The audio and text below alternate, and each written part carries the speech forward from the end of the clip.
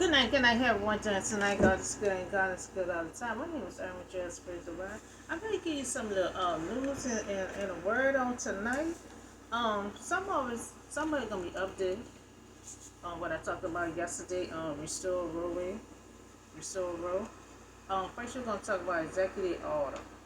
You know, Mr. President Biden has signed off on this on Friday on the 23rd of this month. Um, it's designed to protect and expand access to contrast conception after Supreme Court ruling last year when they overturned Roe. The constitutional rights, to abortion and raised fear that birth control could also face restrictions. So executive order, it do not require any action, by the Congress or state legislature, to take effect, and the legislature cannot overturn it. So they're saying they cannot overturn it. So we're going to keep on trying until we get it back legal again. On the 23rd of Friday, it was a year ago, the anniversary of the Supreme Court decision to overturn Roe. Mr. President Biden has signed an executive order increasing, access to concession, executive order to protect and expand access, to concession. So we're trying to get it back legal again. We're trying to get it back legal because a year ago, since Friday, they overturned Roe. So we're trying to get it back legal. So they can have access, to abortion all across the nation. Not just in one state. We're trying to do this for all across the nation. Okay, so I'm going to talk about the update from yesterday. Restore Roe. The Supreme Court had took a constitutional right, from the people of America, when it overturned Roe. Now, women are the rights, to have access to productive health care. We will commit to America and keep on trying to fight, and have it legal again. So all women can have access to health care, including the right to choose, which was ripped away by extremely Supreme Court decision. So the Supreme Court ruled in Roe since 1973. So that's a long time. So that's why we're trying to get it back to what it was before. And Roe did try the second time, and it overturned it. So the Supreme Court ruled in Roe, on January 22nd, 1973.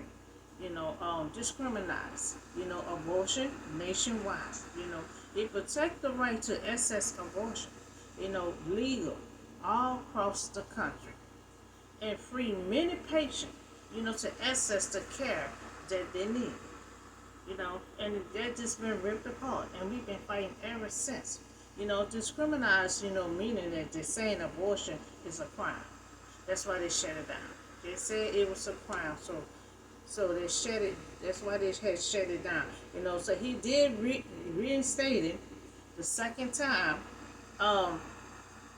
He reinstated the second time, through the Congress, but they overturned it. They overturned it. So we want to restore Roe, the protection that was in place prior to the court decision, and once again give us every American federal protection right to access abortion care. So we're gonna keep on trying. Since 1973, when they criminalized all women's rights, shut it down, saying it was a crime to have abortion, and they stated it's a crime. So then Roe had tried to reinstate it the second time, got overturned again. So let's update and restore, Roe first read. For all women across the nation, to have access to health care, protection for America, all across the nation. So restore women health care protection right across the nation. So I request that abortion will be lifted, to have abortion all across the nation. So the women have a church. They have a church. The reason why we we we need to abortion. They're saying abortion is a crime, but at the same time, when a woman is pregnant, you know, she might have complications, and you're gonna need to proceed. That's why we're trying to keep this procedure in case they have complications. Because if you keep banning abortion, these women have complications. They can't even have no surgery or get the baby out. They had to go through the whole 9 months before they could take anything out. Due to a risk or life threat, complication with the pregnancy. A baby may goes into a woman too. A woman is raped and don't want to carry a receipt. So these, it is many more, but these is pretty much what I came up with. That the reason why we need to abortion, because of these things right here. We don't just want to abortion, just to kill a baby. You need it in place in case we have these complications. So that's the reason why we constantly keep on fighting for it, because some women have complications and their life is in risk. They have to go a whole 9 months. So that's that. So we still in Esther. Still talking about Esther. I talked about Esther this morning. So we talking about now this Esther request to the king. So now her cousin Mordecai, he had told her everything. What Haman gonna do to him and to all our people. We talking about how God had placed her there. For a reason to take on this mission right here. So Esther is about to talk to the king, but she have to tell him about her background first. Remember, the cousin told her, don't tell nobody about your background that you was a Jew, because nobody don't like the Israelites. And I remember her, her and her cousin, is a Jew. So she went there. So now this is the third day. Remember, she went there. She told them to fast for 3 days, and she'll be back. So now this is the third day after Esther had put on her royalty robe. And stood in the ingle court of the palace in front of the king hall. Remember, she took 30 days to get herself together. Then when 30 days was up, she went to the Israelite and then she fasted 3 more days. So now the king was sitting in his royalty throne, in the hall facing the entrance, and now Esther had put on her robe, she the queen, and getting ready to meet the king. Now, she got to get together, because first of all, she didn't tell him, before she married the king, she didn't even tell him that she was a Jew, because she would listen to her cousin. Not only she got to tell him she needed help, that someone trying to kill all her people in her family, first she got to tell the king first about who she really is. So when he saw the queen, Esther, standing in the court, he was pleased. He saw his beautiful, queen standing up there, with her. So when Esther approached the scout, he did not put her to death. Remember the law? If you don't be summoned to go see him, you'll be put to death. But I guess she was just so beautiful, but he said he was very pleased. So he did not put her to death. So when he saw the queen Esther standing in the court, he was pleased. And then the king asked, What is it? He said, what is it? And the queen Esther, and he said, what is your request? Now he knows she wants something. Now he said, what is it? He said, matter of fact, what is your request? So even up to a half of the kingdom, it will be given to you. So he's saying anything you ask for, it will be given to you. So now he had took her the 30 days, took her 30 days, to get to the king, to get her mind right and stuff. And now she was not tell him right away. She gonna keep playing this little game. It gonna be a while before she even tell him what's going on. She gonna play the banquet and everything else, and still she gonna play like two banquets. And if it pleases the king, replied Esther, let the king, together with Haman, come today to the banquet I have prepared for him. Now she preparing the banquet. Now she gonna make sure Haman is there. She'll make sure he is there.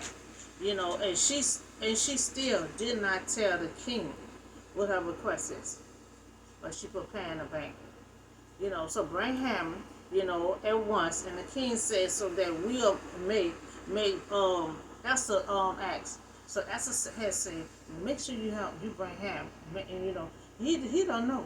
He gonna be the only one there. He don't know all that is set up for him. So the king and Haman had went to the banquet, and Esther had prepared.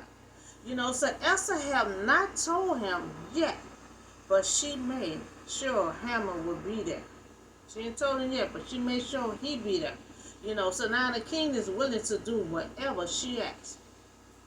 Esther seemed to have been afraid, to make her real request to the king. She just stalling along. First she took 30 days break, then she took 3 days, and now she's stalling along or still telling him, so she conclude that the king will understand that she had a real petition in the background.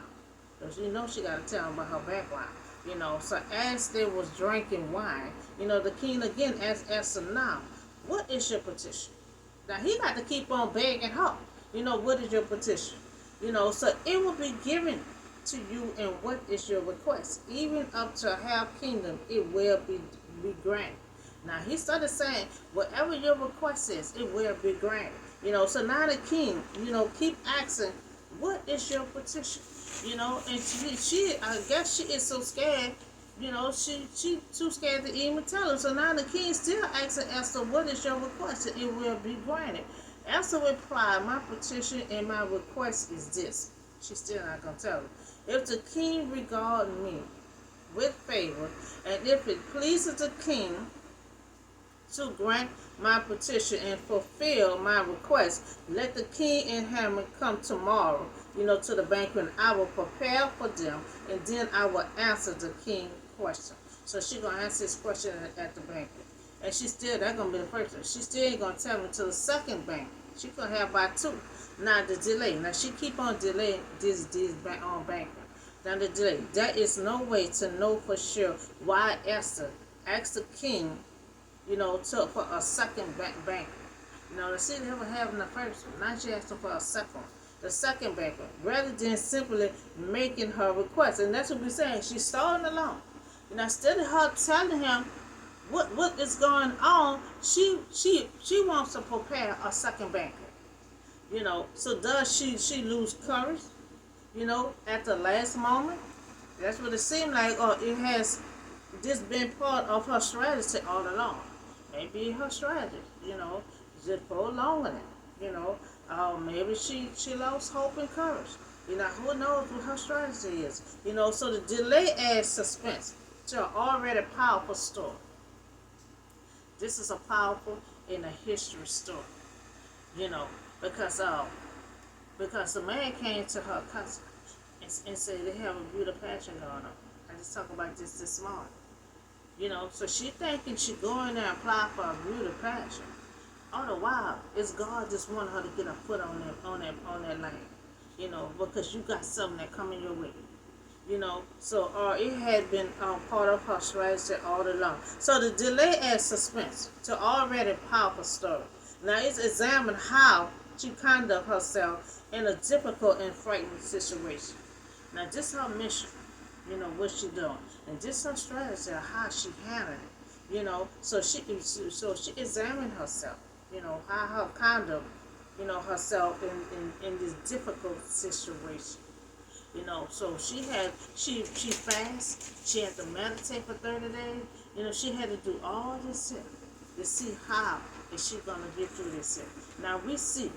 Now she moving slow pace because she have not still tell him her request. She moving slow pace. Because she have not given her petition yet. Or maybe she listening for God wisdom in the mix of the circumstance. Because, so she have other reasons. Maybe she listening for God, to guide her, or she just waiting for the right time, that do not have simple solution. We don't know what her mind is, so we in a stage.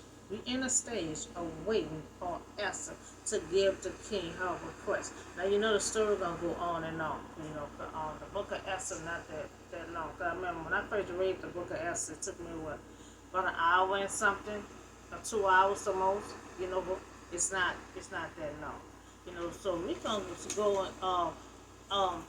now we at the stage of waiting on Esther to give the king her request for him to how he gonna help her, you know, because Haman, you know, I forgot, I got the next one here. Okay, Haman raged against Mordecai.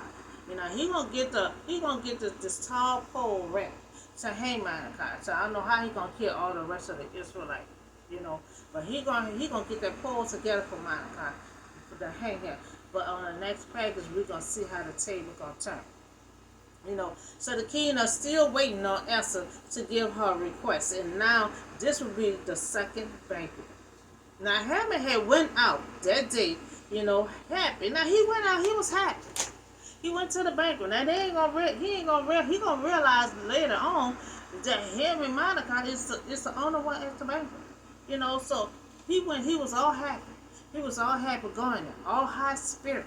You know, but when, my God, he in high spirit. That's going to show you one person can bring it down. We're not supposed to let nobody energy bring our energy down. You know, he got there. He was so happy, full of joy, full of spirit. But when he saw Monica at the gate, you know, his whole attitude changed. He was so angry. He was so angry. He saw Monica, you know, at the king's gate. He observed that he neither rose nor showed fear in his presence, that he was filled with rage against Mordecai. And see what the thing is? He said, Mordecai is sitting over there, and he act like he don't have no fear. He act like he ain't got nothing wrong. Didn't I just say I'm going to kill you? You know, and see, that's the problem. He's so angry because Mordecai is not scared and not afraid. You know? And so he is so angry, you know, because he put a threat thing on Mordecai. So he think Mordecai gonna be hiding somewhere. Oh, and see him and to turn his head and be scared and fight. But he said, look at him sitting over there. He's showing no fear at all. He just acting like I ain't just told him I was gonna kill him. You know, so he want him to be scared and frightened and want him to be hiding under a rock. You know, but when they see you smiling, you know, and see you not scared, and see you not in fear, you know, cause a lot of times people want to see you crying, and they want to see you in fear. You know, he wants to see Mordecai crying. He wants to see him his head down. He want to see him fear. Talking about look at him over there. You know, he don't have no fear at all. You know, he wanted him sad. Some people want to see you sad and crying and be in fear. Didn't I just say I'm going to do this here? Why is she still walking around smiling? Why he still sitting at that gate? When I just said I'm going to do this and that point, and he's sitting over there with no fear. That's the part that made him so angry. Because he said, look, he showed up, sitting over there with no fear, you know, in his presence, that he was filled with rage, you know, against Mordecai. You know, he's enraged because the man is sitting over there not in fear. You know, because he threatened the man like he thought the man would be at home. He thought he'd be hiding under a rock. You know, and he just over there chilling. You know, his cousin, you know, invite him to the banquet. You know, invite him to the banquet. You know, he came in high, happy speed. You know, and his whole energy had went down. You know, so we see that Haman started out happy, you know, but when he saw Mordecai, you know, hatred and bitterness, now all that came across him, you know, because he wanted Mordecai to be in fear. He wanted him to be scared. He wanted him to see him and turn his head and just tremble. But he don't see him doing all of that, so he getting rage, he getting bitterness, he getting sadness. You know, he just so angry. He wants to grab his wife and his friend. Come on, y'all, let's go. You know, so Haman was so consumed with hatred towards Mordecai that he could not even enjoy and honor, you know, of being invited. You know, he couldn't even enjoy it no more. Now he came there happy. He was happy that he was invited to the banquet. But when he saw Monica over there, like what he doing here? I mean, he just sitting there showing up, not in fear, and just happy and smiling like ain't nothing happened. And that's what made him so angry. So Hammer is so angry. He restrained himself and wanted to go home. He calling his wife, his friends. He calling everybody that came and come on. It's time to go. Come on, it's gone. My high is gone. I'm ready to go. Because one person, that he saw and brought his whole energy down. Now Haman had told them of the glory of his riches and multitude of his children, and all the things were in the king that had promoted him. So now he's telling people, he's rich. So he's telling people, now Haman is he's bragging on all what he have, but that's not all. Haman added, now Haman noticed. Now he noticed. He noticed that he is the only person, and Esther invited to the banquet, that she get, besides him and Monica. Monica, that's the only two is there. She invite me, he said, you invite me alone, with the king tomorrow. So this banquet was set just for him. And he noticed that he was the only one there. So this give him no satisfaction as long as I see Monica, sitting at the king gate. He said, this don't give me no benefit at all. How can I enjoy myself when I keep looking over there and not seeing him just sitting at the gate? So he's not even enjoying himself because he's worried about Monica sitting at the gate. So now he's so angry. He's seeing Monica at the gate and he ready to leave. And now his wife and friends has said, do you have a pole set up? Now see, they all along with this. He wasn't even around by that first, but then his wife and his friends said, you got the pole together? To say they encourage him, to set up that pole. So reaching to heights of 50 cubits, now this long pole, now he's setting up this pole, for the banquet tomorrow, to hang Monica on. Remember, he wants to kill Monica. That's how he's gonna kill him. I don't know how he's gonna do the rest of the Israelites. This gonna be 50 cubits high. And now this long pole that he's setting up will be for Monica. To hang him. But we gonna see tomorrow how this table gonna turn. He decided to go to the banquet, and he did set up the pole there for tomorrow. Now having family and friends who were as ignorant as his suggestion setting up the pole. You see, this he ignorant. His family and friends are ignorant just like him. He was about to leave. He wasn't about to worry about setting the pole until the family said, did you have, you set up the pole and stuff? Let's set up this pole. So they encouraged him, to set up this pole for Monica.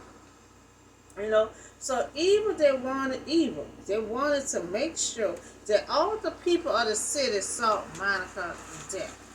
So they're doing that, making it high, 50 feet high, because they wanted everybody to see all across the nation. Because you put it up that high, everybody gonna be looking and wondering what is that.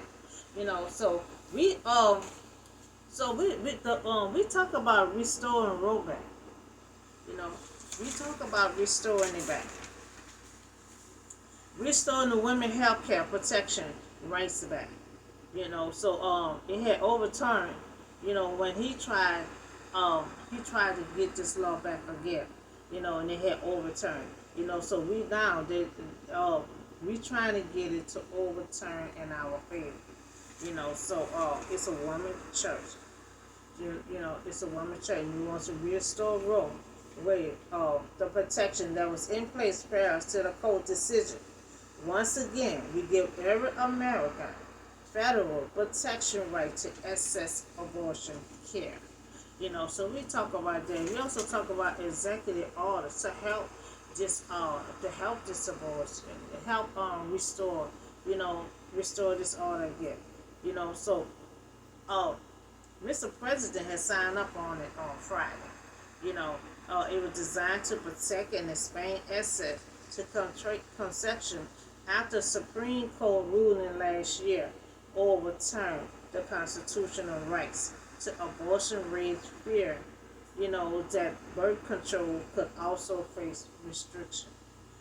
So this also can help restore raise back, to have protection, you know, for the abortion all across the nation.